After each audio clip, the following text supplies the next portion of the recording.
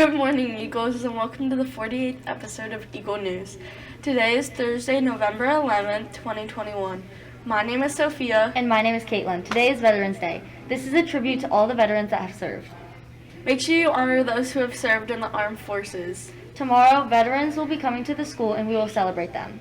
That's great. I'm excited to honor the veterans. Now it's time for the weather. Let's head over to the Eagle News weather station with Kate.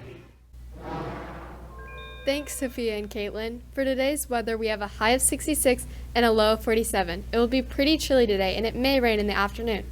You may need your umbrella if you go out tonight. Stay dry and keep warm, Eagles. It's been getting cold out. I can't wait for winter. Make sure you wear warm clothes. That's it for today's weather. Thanks for that great weather report, Kate. Before we get to our first video segment, let's celebrate Native American and Indigenous People Month with today's fact of the day. American Indian and Alaska Native people serve in the U.S. services at a higher rate than any other group. According to the 2010 census, it is estimated that over 150,000 veterans identified as American Indian and Alaskan Native alone. The U.S. Department of Defense estimates there are currently over 24,000 active duty Native service members in the U.S. Armed Forces. That's it for our Indigenous People Month announcement. Now for our first video segment. For our first video segment, we have another video about the upcoming readathon, and some of our 8th graders talk about how many books they can read. Roll it. No, nuh-uh. Dude, What's next? What's next? So we're after roll it. They forgot to Is it pledge next?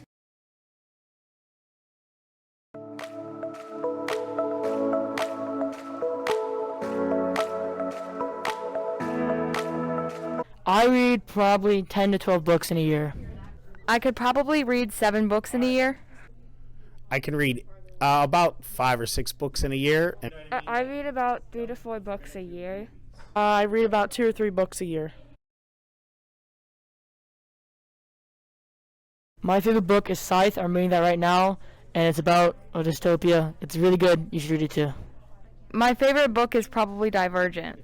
And my favorite book is a Stephen King novel called November 22nd, 1963. My favorite book is Maze Runner. My favorite book is The Strangers by Margaret Peterson Haddocks.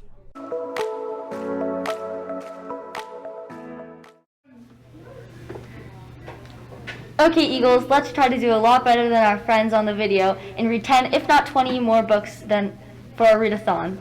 Yes, I'm going to reach out and read 50 books. Come on, Eagles. For today's headlines, we will start with socks. Tomorrow is the last day to order Hype socks. So if you would like them, make sure you turn in your order form. Tomorrow we get to celebrate our veterans. Make sure to wear red, white, and blue to honor our veterans. Winter Run Club starts next Tuesday. If you are interested, check out the Hyatt Schoology page to learn more about it. You need to have all your forms in prior to Tuesday. As a part of the Hyatt's Way series, our school will focus on kindness as our second pillar for quarter 2. We will have the lessons in advisory that emphasize the importance of being kind to yourself, kindness in our school, and spreading kindness in the community. We are happy to partner with Jamie Goldmeyer to offer a variety of her kindness shirts to create a positive culture. Those that purchase these shirts will encourage to wear the kindness gear on December 1st and December 16th.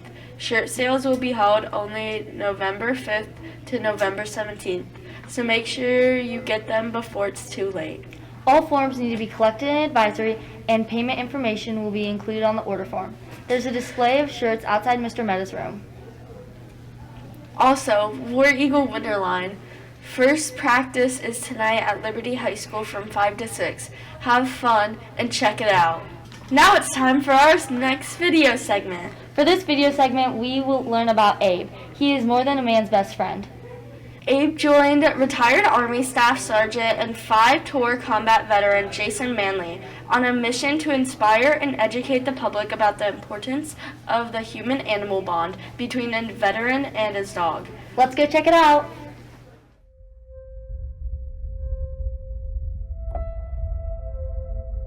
We arrived at the shelter looking for a specific dog. When they opened up a door, a 1-year-old boxer made a beeline for me, and in that moment, I knew I had found my dog. I had found my rescue. I had found my purpose. What I didn't know was the dog I was rescuing would soon rescue me.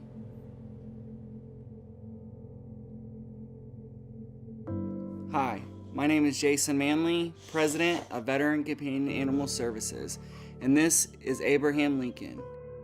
When veterans first call VCAS for help, the story is always the same. The veterans call us feeling alone, feeling without help, like they're the only ones in this fight. On the call, we do more than talk about services. We talk about the change that is possible in these veterans' lives. From the very first phone call, we give hope. Growing up without a traditional family left me with some holes in my life. So in 2002, when I graduated from Westland High School, I joined the Army. Throughout my career, I served in Iraq and Afghanistan and retired after 8 years with chronic post-traumatic stress disorder. When I left, I knew that I was not going to come back the same person. I just did not know how much I would change. I was told that I've gotten really good at war and not so good at being home, and that it was time for me to hang up my boots. I lost my friends, I lost my rank, and I lost my purpose. I began to visit dark places in my mind. When you get to a place in your life where you would rather be at war than where you're at, you begin to feel like there's no way out.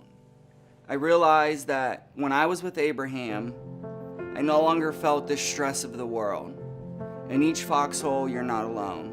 You always have the soldier that's right next to you, each of you taking care of each other. But when you come home, the foxhole was empty. Abraham got into the foxhole with me and has been there ever since. Abraham's bond with me is unlike any I've ever had. Every day I would take Abraham for a walk. And every day I got home, it was like he won the lottery. And there were days that I just didn't feel like walking Abraham. But to see him so excited and jumping around, waiting for his walk, I couldn't tell him no. And then I realized that on those days, I wasn't walking him, he was walking me. Every day we would walk, we would take the Nerf gun out back and we would shoot the tennis balls around, and it just felt like I was a kid again.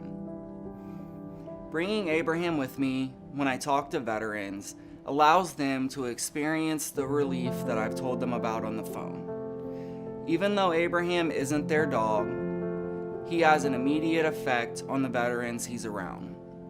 Suddenly, they completely see the relief that can come with having a dog around. About 8 months ago, Abraham started to limp. We would soon find out that it was the worst, degenerative myelopathy. Since his diagnosis, he's continued to go downhill. Every day, losing a little more of his legs and a little more of himself. So I do everything I can for him. Good potty, Abraham. I hold him up while he goes to the bathroom. Boy, buddy.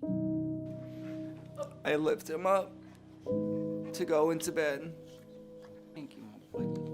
and I use a sling to help him walk. As the time gets closer to his passing, I think of how I'm going to replace Abraham Lincoln. But there is no replacing him. He's a one-of-a-kind dog.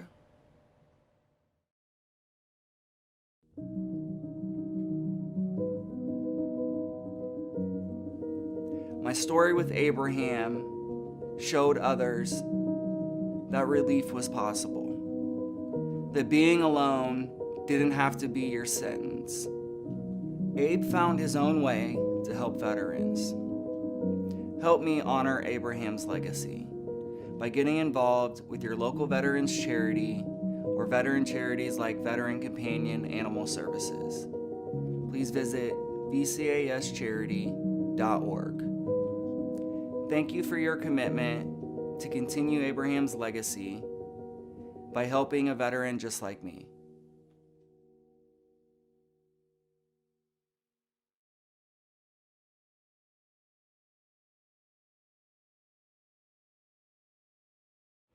That was a fantastic story, and we are excited to have George Washington, a friend of Abe, at Hyatt's on Friday. Eagles, let's make sure that we show George Washington and his Jason our utmost respect as they visit our school on Friday.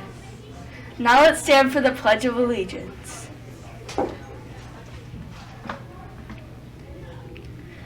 I pledge allegiance to the flag of the United States of America and to the republic for which it stands, one nation, under God, indivisible, with liberty and justice for all. Now it's time for trivia! Let's head over to the trivia studio with Kate for today's trivia. Thanks, Sophia and Caitlin. Never give up on trivia, Eagles. We love seeing all of your participation. Yesterday's question was, name a popular movie franchise. For number 1, it was Star Wars for 19 points, Harry Potter for 13, Marvel/Avengers for 9, Fast and Furious for 7, Batman for 4, and James Bond for 4. Today's question is, name a word which these days is used often but incorrectly. Make sure to text 2 answers to Mr. Meta to get your points for today's trivia question. That's all I've got for trivia today. Good luck. Now let's wrap up today's show.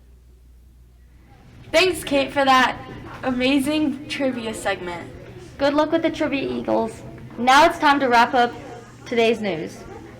But before we go, we would like to leave you with our daily quote. The breaking of a wave cannot explain the whole sea.